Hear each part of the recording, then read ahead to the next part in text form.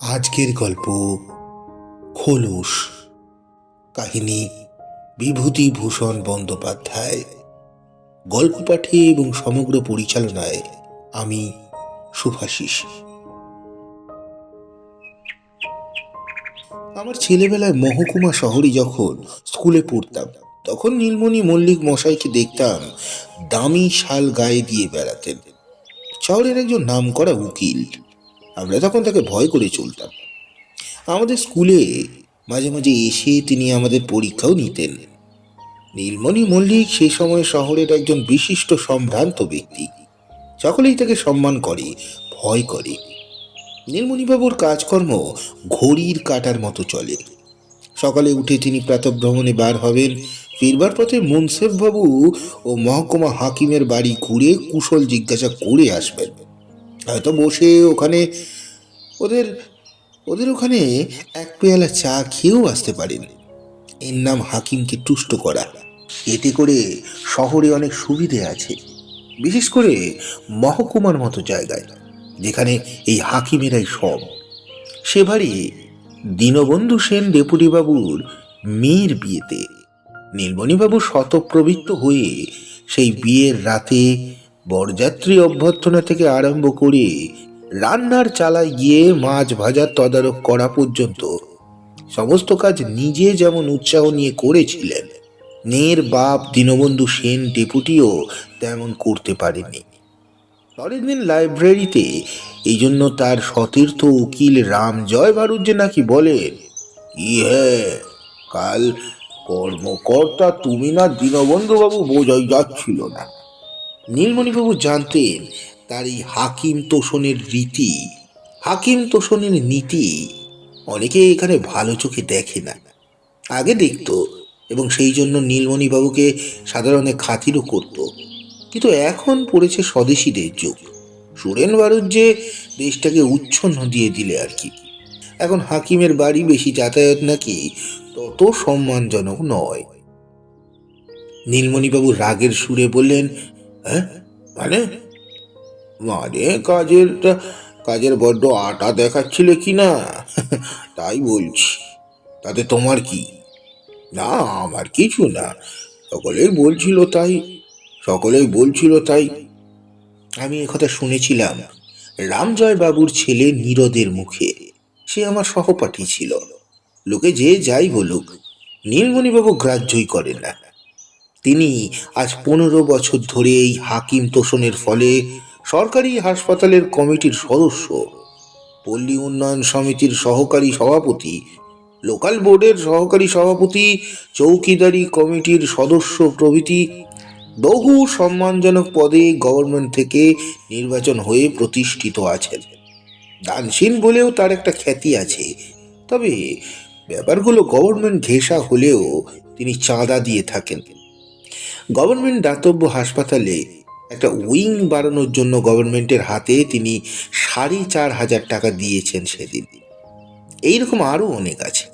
তিনি গভর্নমেন্ট প্লিডারও বটে আজ 8-9 বছর ধরে। গভর্নমেন্ট প্লিডার একটা কত বড় সম্মানজনক পদ, যদিও এই ছোট মহকুমা শহরে গভর্নমেন্ট প্লিডারের কাজ বিশেষ নেই। বিশেষ কাজ যে কিছু আছে তা নয়, তবে এই যে বললাম, মস্ত সম্মান। সকলে তো গভর্নমেন্ট প্লিডার হতে পারে না। নীলমণিবাবুর ছাপানো চিঠির কাগজে লেখা থাকে N Mallick BL, government pleader. সম্মানও তিনি পেয়েছেন খুব। 2-3টি স্থানীয় স্কুলের তিনি হর্তাকর্তা। মোটা বাঁধানো মলক্কা বেতের ছড়ি হাতে যখন তিনি রাস্তায় বেরোন, তখন সকলেই সম্ভ্রমের সুরে তার সঙ্গে কথা বলে। লোককে জব্দ করতেও তিনি অদ্বিতীয়। টুক করে কোথায় কি লাগালেন, তারপর থেকে তার পেছনে পুলিশ লেগে গেল। একটা উদাহরণ দিলে এখানে বোঝা যায় ব্যাপারটা ব্যাপারটা বোঝা যাবে। শহরের বাজারে রামনাথ দা তখন বড় ব্যবসাদার। তার ছেলে শিবু তখন খুব শৌখিন খুব শৌখিন মেজাজের লোক। বড় লোকের অপদার্থ ছেলে যেমন হয়, মদ গাঁজা গুলি খায়। মাসের মধ্যে 10 বার কলকাতায় ছুটে ফুর্তি করবার জন্য বাপের পয়সা দুহাতে ওড়ায়। রামনাথ দা ওকে টাকা দিত না, টাকা দিত ওর ঠাকুমা। সেদিন নীলমণিবাবু বেতের ছড়ি ঘোরাতে ঘোরাতে বেরিয়ে ফিরছেন। ঠিক সেই সময় শিবু সদ্য ঘুম থেকে উঠে তাদের বাড়ির দরজায় বসে বিড়ি টানছে। তিনি যখন খুব কাছে এসে পড়েছেন তখনও বিড়ি ফেলে দেওয়ার বা লুকিয়ে ফেলবার কোনো আগ্রহ তার দেখা গেল না, অথচ সে তাকে দেখতে পেয়েছে।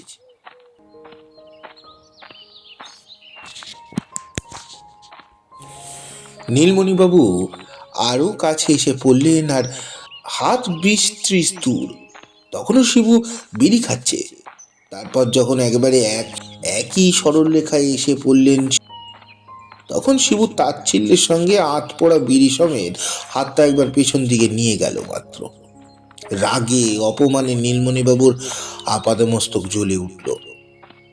এত বড় স্পর্ধা শিবুর! ওর বাপ রাস্তাঘাটে দেখা হলে মাথা নিচু করে প্রণাম করে, রাস্তার এই পাশ থেকে ও পাশে চলে যায়। আর ও কিনা বজ্র গম্ভীর সুরে হেঁকে বললেন, এই ওই শিবে। শিবু বললে, আগে আমায় বলছেন? হ্যাঁ। তখন সে রোয়াকে বসেই আছে। হ্যাঁ, তোমাকেই বলছি। বলুন। নীলমণি বললেন, তুমি না কালকের ছেলে, গুরুজনদের সামনে কিভাবে চলতে হয় তা তোমার বোঝা উচিত, উচিত নয়? শিবুর অদৃষ্টে দুঃখ ছিল। সে উত্তর করে বসলো, কেন? আমি কি করলাম? বাড়ি আপনি যাচ্ছেন রাস্তা দিয়ে, আমি বসে আছি আমার বাড়িতে। এ দোষ? কি দোষ হলো এতে? নীলমণি মল্লিকের স্বর অতিমাত্রায় কঠোর হয়ে পড়ল। বললেন, হ্যাঁ, কি দোষ হয়েছে? দেখতে পাচ্ছ না এখনো? আচ্ছা, দেখতে পাবে। শিবু ভয় পেয়ে চুপ করে গেল। নীলমণিবাবু অধিকতর দ্রুত বেগে সেখান থেকে চলে এলেন।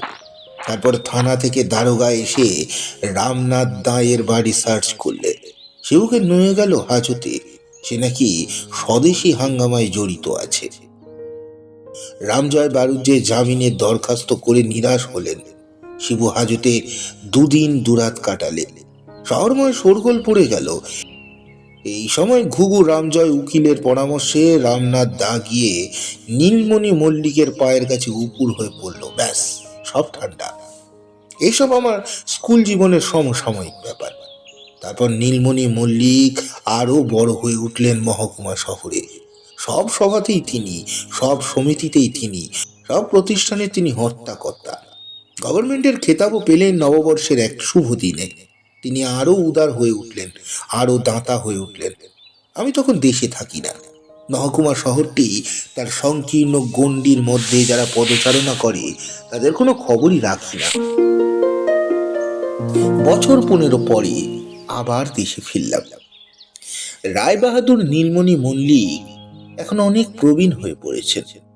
শহরের উচ্চ ইংরেজি বিদ্যালয়ের সেক্রেটারি, বালিকা বিদ্যালয়ের সেক্রেটারি, হাকিম তোষণ নীতির একনিষ্ঠ সেবক নীলমণিবাবু কিন্তু আগের উচ্চস্তরে এখন যেন নেই লোকের চোখে।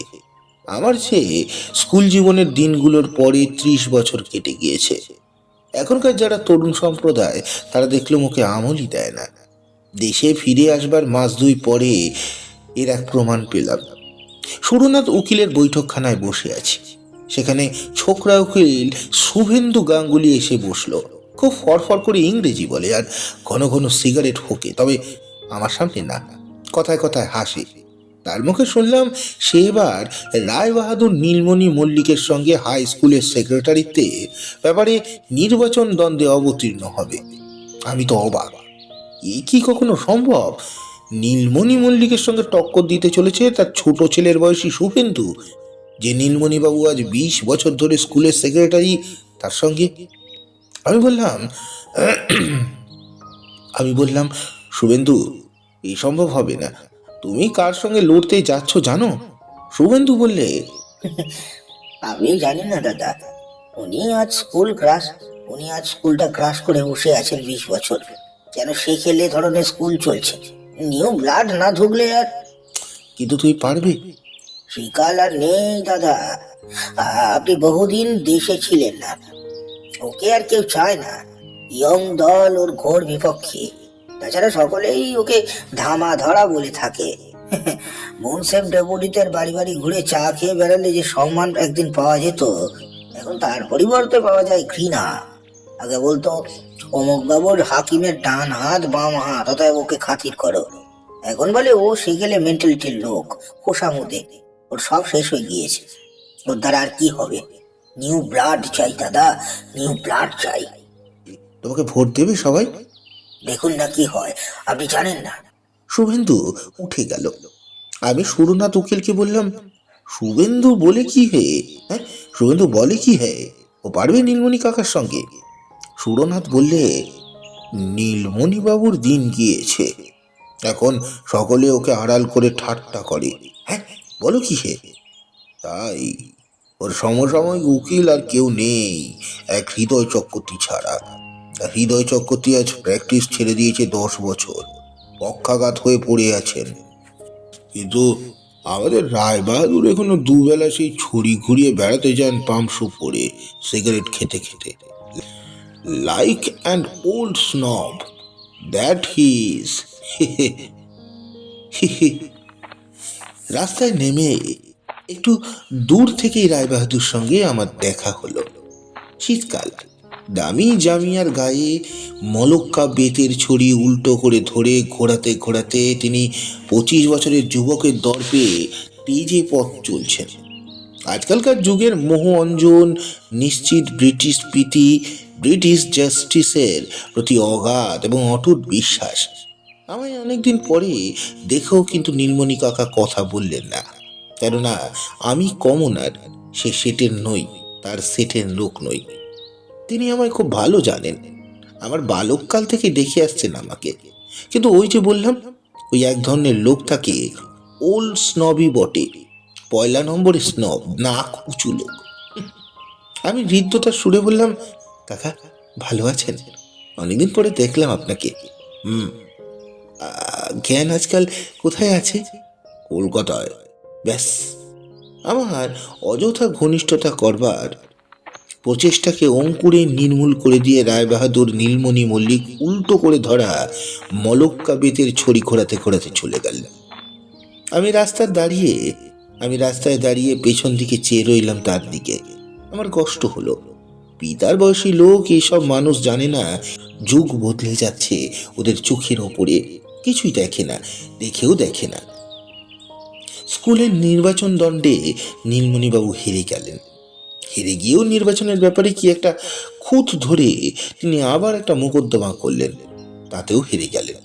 গত 30 বছরে এই ক্ষুদ্র শহরটির বুকে রায়বাহাদুর নীলমণি মল্লিক এক একখানি করে ইট বসিয়ে সসম্ভ্রমের যে বিরাট সৌধ নির্মাণ করেছিলেন, আজ এক অর্বাচীন যুবকের হাতের আঙুলের এক ধাক্কায় সেটা মাটিতে হুমড়ি খেয়ে পড়ে গেল।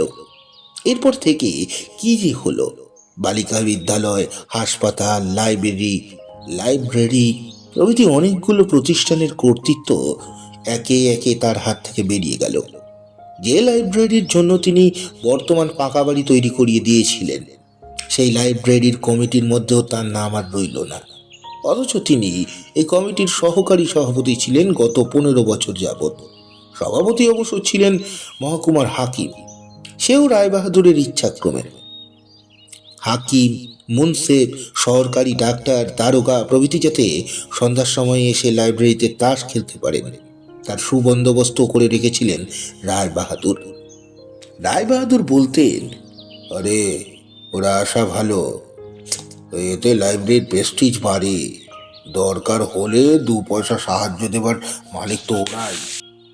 এই লাইব্রেরিতে কতবার বদলির আদেশপ্রাপ্ত হাকিমদের বিদায় সভা অনুষ্ঠিত হয়েছে, তাদের হিসেব ওই প্রত্যেকখানা ইটে লেখা থাকলেও সব ইট ভর্তি হয়ে যেত আজ। শুধু কি হাকিম, তাহলে তো কথা ছিল। এই সমাচার, ছোট দারোগা বদলি হচ্ছেন, কারো বিদায় সভার চাঁদার চোটে লোক বিরক্ত, এইসব আগে আগে ঘটে গিয়েছে। এখন তিনি ছিলেন শহরের নেতা, সম্ভ্রান্ত ব্যক্তি, অনেকের ভীতির স্থল, সুতরাং লোকেও দিয়েছে বিনা কৈফিয়তে। জেলার শহর থেকে জজ সাহেব বদলি হয়ে যাচ্ছেন, নীলমণিবাবুর পূর্বাহ্নের খবর পেয়ে গেলেন। তার বাড়ির সামনে রাস্তা দিয়ে জজ সাহেব মোটরে যাবেন কলকাতায়। অমনি 1 ঘন্টার মধ্যে বিদায় সভার ব্যবস্থা ঠিক করে ফেললেন। গেট সাজানো হলো নীলমণিবাবুর বাড়ির সামনে, সভার অনুষ্ঠান হলো ওর বৈঠকখানার বারান্দায়। সিঙ্গারা, কচুরি, নিমকি, সন্দেশ, চা, ফুলের মালা, গান, কোনোটারই ত্রুটি হলো না। সব খরচ বহন করলেন অবশ্য তিনি নিজেই।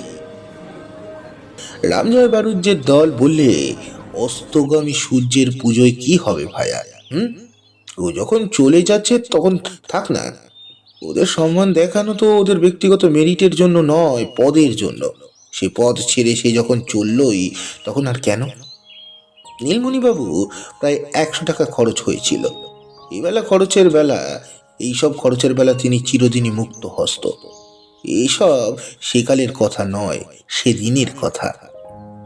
হঠাৎ কিন্তু দিন বদলে গেল আশ্চর্যভাবে। কয়েকদিনের মধ্যেই কিরকম একটা হাওয়া এসে ঘরে ঢুকলো, শহরে ঢুকলো। ছেলে ছোকরার দল এসব বিষয়ে এগিয়ে এসে হলো পান্ডা। লাইব্রেরির তারা দখল করলো, বললে বুড়োদের আর কাজ হচ্ছে না, বুড়োদের দিয়ে আর কাজ হচ্ছে না, এখানে আধুনিক কালের বই নেই, সব সেকেলে। শুধু হাকিম হুকুমদের তাস খেলার আড্ডা হয়ে রয়েছে এই লাইব্রেরি আজ 20 বছর ধরে। এই অচলায়তন আমরা ভাঙবো। তারা নিজেদের মধ্যে দল পাকিয়ে হই হই করে ছাপানো কাগজ শহরময় বিলি করে জানিয়ে দিলে শহরের সব প্রতিষ্ঠান থেকে তারা জং ধরা প্রাচীন ফসিলদের তাড়িয়ে নিজেরা ঢুকে পড়বে। তাড়ালেও তারা। লাইব্রেরিতে এক কংগ্রেসি সভা করতেই হাকিমদের দল সরে দাঁড়ালো। তাসের আড্ডা হাওয়া হয়ে গেল। তারপরে ধরলে এক সাহিত্য সভা। কলকাতা থেকে নবীনপন্থী প্রগতিবাদী সাহিত্যিকের দল এলেন। তাদের গলায় ফুলের মালা পরিয়ে শহরময় শোভাযাত্রা বার হলো। বহু প্রবন্ধ পাঠ, বহু বক্তৃতা দান সাড়ম্বরে সম্পন্ন হলো। দেশের স্বাধীনতা নিয়ে অনেক কথাবার্তা হলো সে সভায়। রায়বাহাদুর সে সভায় ত্রিসীমানায় পা দেননি, কিন্তু যতদিন যায় তিনি দিশাহারা হয়ে পড়েন, কিছু বুঝতে পারেন না। এসব কি দিন এসে গেল? ছেলে ছোকরার দল আর তাকে কেউ দেখে সম্ভ্রম করে না। হাকিম, পুলিশ, পেয়াদা, আরদালিদেরও আর যেন সুদিন নেই। কোথায় সেসব রক্তচক্ষু, দোর্দণ্ড প্রতাপ হাকিমের দল সেকালের? সব যেন মিইয়ে গেল। নইলে মুন্সেফবাবু এখন সুরনাথ বাবুদের ক্লাবে বসে আড্ডা দেন। মনে পড়ে সেকালের মহেন্দ্রবাবু ডেপুটির কথা। এখনো অনেকে তাকে মনে রেখেছে বৃদ্ধদের মধ্যে। বাঘে গরুতে এক ঘাটে জল খেত তার প্রতাপে। কারো বাড়ি যেতেন না, কোর্টের বাইরে কারো সঙ্গে হেসে কথা বলতেন না। নীলমণিবাবুর বড় মেয়ের বিবাহে কাপড় মিষ্টি পাঠিয়ে দিয়েছিলেন ছেলে মারফত, নিজে আসেননি। পরদিন সকালে সব কাজ ফেলে নীলমণিবাবুর ডেপুটিবাবুর বাংলায় গেলেন কাপড় মিষ্টি পাঠানোর জন্য ধন্যবাদ দিতে। বললেন, আপনি গেলেন না কাল হুজুর, কাল সকালেই আমরা আপনাকে চেয়েছিলাম। মহেন্দ্রবাবু বসে চিঠিপত্র লিখছিলেন আর গড়গড়ায় তামাক খাচ্ছিলেন। গম্ভীর মুখে উত্তর দিলেন, এটা আমার ত্রুটি নিশ্চয়ই, আমি স্বীকার করি। না, ত্রুটি হয়েছে হুজুরের তা কি বলতে পারি? না না, তা নয়। না না, ত্রুটি। তবে কি জানেন নীলমণি বাবু, এখানে আমি সামাজিক জীব নই, গভর্নমেন্টের কর্মচারী। আমাকে নিমন্ত্রণ না করাই আপনাদের উচিত ছিল। সে কি কথা? হ্যাঁ, আপনি তা কি কখনো হয়? আমি ঠিকই বলছি নীলমণি বাবু, ভবিষ্যতে আপনার বাড়ির কোনো অনুষ্ঠানে আর আমাকে নিমন্ত্রণ না করলেই আমি সুখী হব, কারণ এতে আমার লজ্জায় ফেলা হয় মাত্র। সোজা সরল কথা, তেমন ধরনের লোক আর আসে না, সব যেন মিইয়ে গিয়েছে। তারপর কিছুকাল কেটে গেল। রায়বাহাদুরের অস্তিত্ব যেন এই শহর ভুলে গিয়েছে। কোনো অনুষ্ঠানেই আর তিনি কর্মকর্তা নন, কোনো সভার সভাপতি নন। কেউ তার কাছে যায় না কোনো বড় কাজের পরামর্শ নিতে। যার একদিন যার পরামর্শ ভিন্ন ওই শহরের লোকের চলতই না, আজ তাকে বাদ দিয়ে লোকের দিব্যি চলে যাচ্ছে। রামজয় বাড়ুজ্যে মারা গিয়েছেন। রায়বাহাদুরের সমসাময়িক উকিলদের মধ্যে দু একজন মাত্র জীবিত আছেন। নীলমণিবাবু কোর্টে যাওয়া প্রায় ছেড়ে দিয়েছেন, তবে ছড়ি ঘুরিয়ে এখনো ভ্রমণে বার হন, হয়ে থাকেন সেকালের মতো। চৈত্র মাসের প্রথমে এবার আমি অনেকদিন পর মহকুমা শহরে গেলাম। তখন শহরে জেলার ছাত্র সম্মেলন হবার বিরাট তোড়জোড় চলছে। একদিন সকালে নীলমণিবাবুর সঙ্গে দেখা রাস্তায়। বৃদ্ধ ছড়ি ঘুরিয়ে পথে চলছেন আগেকার মতোই। আগেকার সুচেহারা আর নেই। প্রায় 70-এর কাছাকাছি বয়স হলো। জরার অধিকারীর চিহ্ন সারা দেহে। আমি কথা বললেও উনি কথা বলবেন না জানি, কারণ আমি ছেলে খেপিয়ে বেড়াই উনি জানেন, এবং বোধহয় সেই জন্যই আমায় পছন্দ করেন না। পাশ কাটিয়ে চলে গেলেন, কিন্তু কোনো কথা বললেন না আমার সঙ্গে। আমার সামনে এসে মুখটা অন্যদিকে ফিরিয়ে নিলেন। ছাত্রের দল আমার কাছে এসে ওদের ছাত্র সম্মেলন সম্বন্ধে পরামর্শ করতে। আমি তাদের বললাম আমার অনুরোধ, এবার নীলমণিবাবুকে সম্মেলনের সভাপতি করতেই হবে। তারা বললেন, হ্যাঁ, আপনি কি বলছেন? উনি সভাপতি হলে লোকে কি বলবে? সে যাই বলুক, তোমরা ওকেই সভাপতি করো। উনি আর কদিন, অনেক কিছুই উনি করেছেন এক সময় এই শহরের জন্য, সেই সব আজ লোকে ভুলে গিয়েছে। ওর সম্মান ওকে দাও, ওনার সম্মানও ওনাকে দাও। এই কথা তোমাদের রাখতেই হবে। বহু কষ্টে ওদের রাজি করিয়ে রায় বাহাদুরের কাছে আমি নিজে ওদের নিয়ে গেলাম। সন্ধ্যাবেলা রায় বাহাদুর বৈঠকখানায় বসে ওর মুহুরী জীবন চৌধুরীর সঙ্গে কথা বলছিলেন। আমি দৌড়ের কাছে দাঁড়াতেই বললেন, কে? আগে কাকাবাবু, আমি। ও, এসো, কি মনে করে? আমার ইঙ্গিতে ছাত্রের দল এগিয়ে এসে দৌড়ের কাছে দাঁড়ালো। তারপর ঘরে ঢুকে রায়বাহাদুরের পায়ে হাত দিয়ে ওরা প্রণাম করলে। বিস্মিত রায়বাহাদুর কিছু বলবার পূর্বেই আমি বললাম, কাকাবাবু, এরা আপনার কাছে এসছে। এদের ছাত্র কংগ্রেসে একটা অধিবেশন হবে কাল এখানে।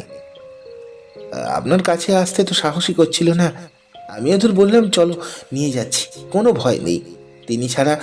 তিনি ছাড়া উপযুক্ত লোক আর আছেই বা কে এখানে? তাই এরা এসছে। আপনাকে কাল ওদের সম্মেলনে প্রিজাইড করতে হবে। আপনাকে রাজি হতেই হবে, নিরাশ করবেন না। আমি জানি আপনি খুব বিজি লোক, কিন্তু কিন্তু এদের তো একটা দাবি আছে আপনার উপর। রায়বাহাদুর চমকিত, অভিভূত, স্তব্ধ হয়ে গেলেন। কিছুক্ষণ যেন তার মুখের কথা বার হলো না। ছাত্রদের চাই সুধীর অমনি হাত জোর করে বললে, আমাদের নিরাশ করবেন না স্যার, আপনি ছাড়া তো কেউ উপযুক্ত লোক নেই এখানে। বেশ বেশ, তা হবে। বসো বসো তোমরা। রায়বাহাদুর অতিমাত্রায় ব্যস্ত হয়ে পড়লেন। আমার দিকে চেয়ে বললেন, ও হে নরেন, বসো বসো বাবা, এসব হবে এখন। তুমি যখন এসেছো নিজে আর না বলতে পারি নে। একটু চা খাও সব, বসো। আরে শোনো, ও হৃদে, আচ্ছা সব বসো বসো, আমি একটু বাড়ির মধ্যে থেকে আসছি, 1 মিনিট। ওই হৃদে, চা দে এদের। কিছুক্ষণ পরে আমাদের জন্য বেশ ভালো জল খাবার এলো। কচুরি, নিমকি, সন্দেশ, পেঁপে কাটায়। ছাত্রীরা জল খাবার খেয়েই চলে গেল। তারা কেউ চা খাবে না। আমাকে একা পেয়ে রায়বাহাদুর নিজের বহু পূর্ব কীর্তির কথা প্রাণ ভরে আমার কাছে বলে গেলেন। এই শহরে কিছুই ছিল না, এই শহরে তো কিছুই ছিল না, না লাইব্রেরি, না বালিকা বিদ্যালয়। এই শহরে কিচ্ছু ছিল না, না লাইব্রেরি, না বালিকা বিদ্যালয়, না প্রসূতি ভবন। যা কিছু করেছেন তিনিই করেছেন। ডেপুটি মুন্সিফ বাবুরা তাকে খাতির করতেন কত, স্বয়ং জেলা ম্যাজিস্ট্রেট পর্যন্ত তার বাড়ি এসে চা খেয়েছেন। আজই এখানকার লোকে তাকে পুছে না। আমি বাধা দিয়ে বললাম, না না, আপনাকে চিনবে কে, জানবে কে কাকাবাবু? সবাই কি সকলকে জানতে পারে? ওরা আমায় বললে আপনার কথা, সাহসী পায় না এগোতে। বলে অত বড় লোক কি আমাদের সবাই প্রিজাইড করতে রাজি হবেন, করতে রাজি হবেন? আসতেই চায় সবাই, আস্তে আস্তে ভয় পায়। বসো বসো বাবা, উঠছো কেন? একটু চা খাবে? চা খাবে না? আগে না কাকা বাবু, অনেক কাজ আছে, উঠি। আপনার মতো লোককে নিয়ে যেতে হলে তার উপযুক্ত তোড়জোড় করতে হবে তো। আশীর্বাদ করুন, আশীর্বাদ করুন যেন ওরা সফল হয়। আমরা পরদিন ওকে মস্ত বড় শোভাযাত্রা করে গলায় ফুলের মালা দিয়ে সভাস্থলে নিয়ে গেলাম। গত 10 বছরের মধ্যে কেউ কেউ তাকে ডাকেনি। বিস্তৃত উপেক্ষিত রায়বাহাদুর নীলমণি মল্লিকের বহুদিনের অজ্ঞাতবাস মহা সমারোহে আমরা ভঙ্গ করলাম। সবাই অনেক ভালো ভালো লোক এসেছিলেন। জেলা ছাত্র কংগ্রেসের বিরাট সভা, যথেষ্ট আয়োজন, যথেষ্ট আড়ম্বর। বন্দে মাতরম গান হলো, জয় হিন্দ গান হলো। রায়বাহাদুর মুগ্ধ দৃষ্টিতে চারিদিকে চেয়ে চেয়ে দেখলেন। সেক্রেটারি তার রিপোর্টে রায়বাহাদুরের যথেষ্ট প্রশংসা করে বললে, এই জেলায় তার মতো বদান্য, উদার, দেশ হিতৈষী লোক আর দ্বিতীয় নেই। সভাপতির ভাষণ দিতে গিয়ে রায়বাহাদুর এই সর্বপ্রথম জীবনে প্রকাশ্য সভায় দেশের স্বাধীনতার জন্য আগ্রহ প্রকাশ করলেন। মহাত্মাজির প্রশংসা করলেন। সুভাষচন্দ্র বসুর প্রশংসায় তার বচন স্খলিত হতে লাগলো উত্তেজনায়। আমরা অবাক হয়ে ভাবতে লাগলাম, ইনি ইনি কি সেই নীলমণি মল্লিক? ভাষণের শেষে ঘোষণা করলেন ছাত্র সংঘের তহবিলে 500 টাকা তিনি দেবেন। রায়বাহাদুরের জয় জয়কার পড়ে গেল। সকলেই বলতে লাগলো, লোকটার মধ্যে জিনিস ছিল, কিন্তু হ্যাঁ, এই লোকটার মধ্যে জিনিস ছিল, লোকটার মধ্যে জিনিস ছিল। পরদিন সকালে আমার সঙ্গে দেখা। বেতের ছড়ি ঘুরিয়ে রায়বাহাদুর সদর্পে পথ চলছেন। আমায় দেখে উচ্ছ্বসিত কণ্ঠে বললেন, কোথায় চললে বাবাজি? বেড়াতে? বেশ বেশ, তোমাকে দেখলে চোখ জুড়োয়। জেলার একটা রত্ন তুমি, তোমার বাবা। হঠাৎ আমার প্রশংসায় উচ্ছ্বসিত হয়ে উঠলেন রায়বাহাদুর নীলমণি মল্লিক।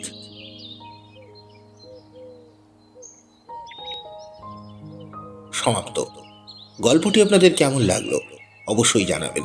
গল্পটি ভালো লাগলে লাইক, কমেন্ট, সাবস্ক্রাইব ও শেয়ার করে আমাকে সাপোর্ট করতে ভুলবেন না। নমস্কার।